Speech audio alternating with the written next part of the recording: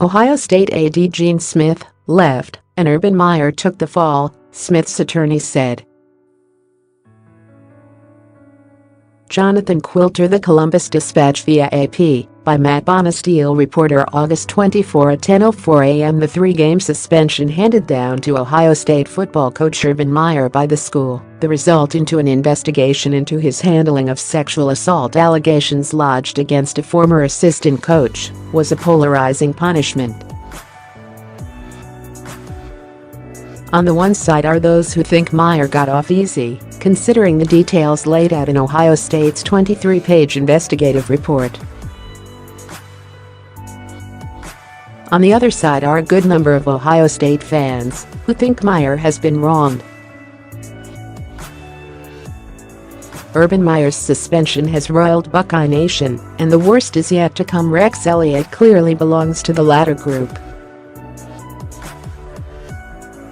The attorney for Ohio State Athletic Director Gene Smith, who also received a 17-day suspension as a result of the investigation, condemned the punishments in a Facebook post Thursday and said Meyer and Smith agreed to take one for the team so this great university can move forward with all of its amazing athletic and academic initiatives.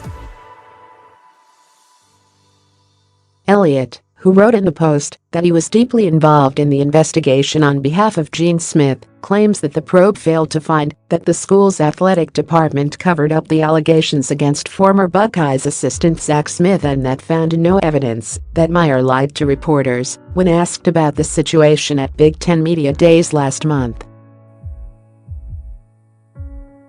Nevertheless, he says, the school was pressured into sanctioning Meyer and Smith because OSU needed to appease the lynch mob that had formed as soon as the unproven allegations were made.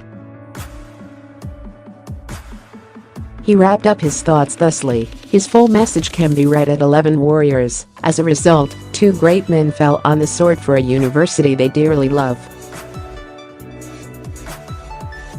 And both men faced a room full of reporters and admitted they failed in their duties to better manage and react quicker to a troubled employee, even though they had no idea about the information that has since come out about some of the things he may have been doing. Those are the facts.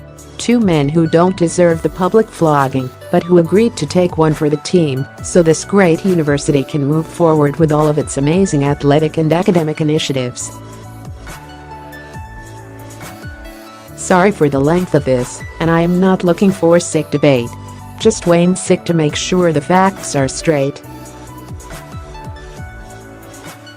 Elliott did not address some of the less exculpatory things the investigation uncovered. That Meyer, upon learning that Courtney Smith was going public with her claims of abuse, asked another assistant how to delete old text messages from his phone so reporters couldn't see them. That investigators didn't believe his recollection that, in 2009, Courtney Smith told him she fabricated a claim of abuse against her then-husband. That investigators believed Meyer and his wife, Shelley, probably did discuss Courtney Smith's claims of abuse in 2015, even though both told investigators they never did, and that Meyer had neglected to tell Gene Smith about Zach Smith's 2009 arrest in Florida, which ultimately was dropped by police when Courtney wouldn't pursue the case. Elliott later wrote on Twitter that his thoughts were his alone and not prompted by his client. Just to clarify, the FB post I wrote today was not authorized by Gene or anyone at OSU.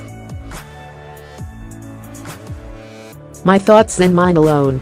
Rex Elliott, at REXELLINTT6, August 24, 2018. Read more from the post. Tyrod Taylor got hurt but came back, and Nick Foles stunk in the Browns' 5-0 win over the Eagles. Ex-Colts announcers and word tale takes a twist with racing analysts' confession. LeBron James, the latest sports star to praise Beto O'Rourke's comments on NFL protests. President Trump starts petition to get spineless ESPN to televise anthem. ESPN's Michelle Beadle re-ups football boycott as she blasts Urban Meyer. Ohio State. Urban Meyer's suspension has roiled Buckeye Nation, and the worst is yet to come.